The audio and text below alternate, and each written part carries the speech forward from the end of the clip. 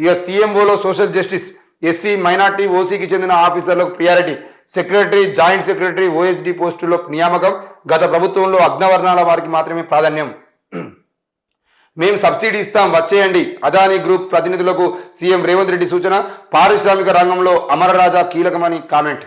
ఏది ఏమైనా కూడా సీఎం ఆఫీస్కు సంబంధించిన విషయంలో సీఎంఓలో సోషల్ జస్టిస్ని మరి ప్రజాపాలన కొనసాగిస్తున్నటువంటి రేవంత్ రెడ్డి చేస్తున్నాడని చెప్పేసి అయితే మనం వార్త చూస్తున్నాం. సెక్రటరీ, జాయింట్ సెక్రటరీ, ఓఎస్డీ పోస్టుల్లో నియామకం చేసినటువంటి విషయంలో శేషాద్రి, కాసిము, చంద్రశేఖర్ రెడ్డి, అజిత్ రెడ్డి, వేముల శ్రీనివాసన్ అయితే నియమించినటువంటి వార్త మనం చూస్తున్నాం. సీఎంఓలో అన్ని సామాజిక వర్గాలకు చెందిన వారికి రేవంత్ రెడ్డి ప్రియారిటీ ఇచ్చారనే చర్చ బ్యూరోక్రాట్లలో జరుగుతున్నది. ఇప్పటికీ 6 అధికారులు నియమించగా వారిలో ఎస్సీ, మైనార్టీ, ఓసీకి చెందిన వారు ఉన్నారు. కానీ బీఆర్ఎస్ హయాంలో కేసీఆర్ పక్షపాతంగా వ్యవహరించారని, అగ్రవర్ణాలకు చెందిన వారికి మాత్రమే ప్రాధాన్యత ఇచ్చారని అప్పట్లోనే విమర్శలు వచ్చాయి.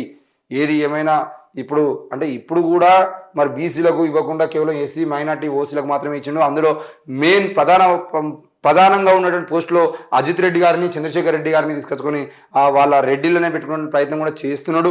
ఆ రెడ్డి అనే మచ్చ పడద్దు అని చెప్పేసి మనం నిత్యం మాట్లాడుకున్న క్రమంలో 1-2 ప్లేసులలో మాత్రం వేరే వాళ్ళని పెడుతున్నాడు.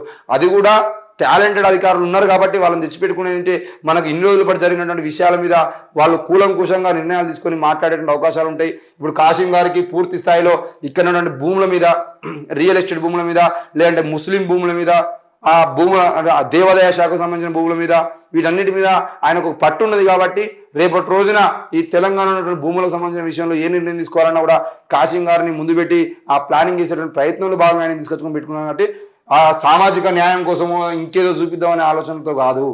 ఈరోజు ఎవరిని తెచ్చుకున్నా కూడా వాళ్ళని తెచ్చుకోవడానికి ప్రధాన కారణం ఏంటి అని అంటే ఆ విషయంలో వాళ్ళు నిష్ణాతులు కాబట్టి, కొన్ని విషయాలు వాళ్ళు నిష్ణాతులు కాబట్టి తెచ్చిపెట్టుకున్నారు.